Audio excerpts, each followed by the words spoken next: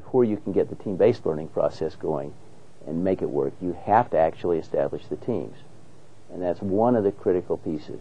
And it involves assigning people to groups, the set of the people in the class, to groups in a way so that they can have the resources to do what they need to do. And you've got to do it on the spot with very little information about them. But the objective is to create heterogeneous groups that have the assets and liabilities in relation to this course mixed up equally across the groups. And the other thing is the groups have to be big enough so they have, in combination, a set of assets that will allow them to be effective.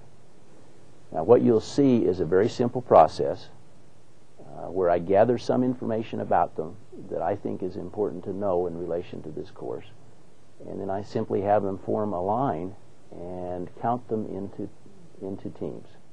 Let me tell you what's going to happen next. I'm going to put you in groups. Then I'm going to give you 15 minutes for a break and to prepare for a demonstration test, readiness assessment test, and I'll tell you about that in a second. I need to gather some information to put you in groups first. How many of you are from outside of the College of Business? Aha. What discipline? Or what program? How many of you are in the BACMAC program?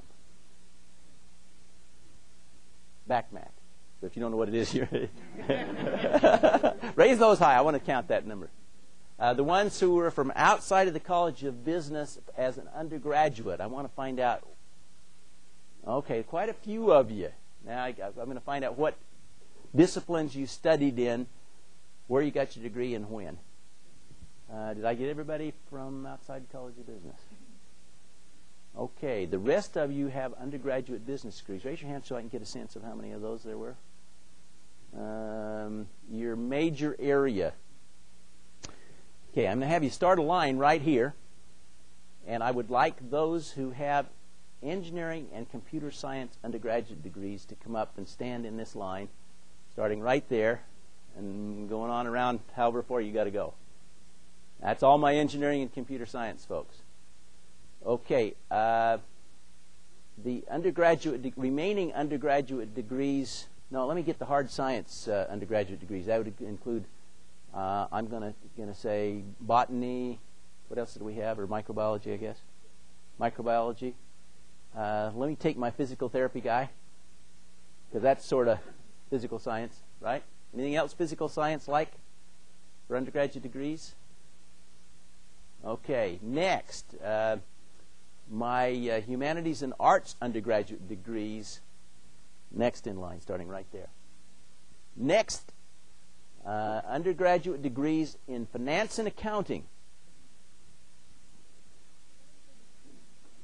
And that would include BACMACs.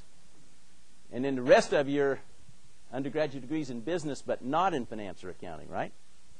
Yeah, then you get in line next. Is there anyone who's physically here in the room who is not enrolled? I thought I was supposed to have 42, so we'll see what happens. When I put you into groups, I'm going to have the ones right in this area, the twos kind of in the center here, the threes there, fours, fives, and sixes. Okay. One. Question? No. After tonight, you can open it up. But I mean, you can open it for 15 minutes. Then you got to close it. As I formed the teams, I ended up with an 8-member team. I like 6- and 7-member teams. I'm a little nervous about 8-member teams. I thought I was going to have 42 students in the class, needed an even number of teams for some activities that were coming, and I ended up with 43 students. And I either had to start over, which I chose not to do, or gamble on that 8-member team would work well, which it did. So we're going to have one 8-member group. There are 43. So somebody's officially not on the list, but that's okay. We'll get you in. 1s, 2s, 3s, 4, 5, 6. Go ahead, go there. This will be your home for the semester.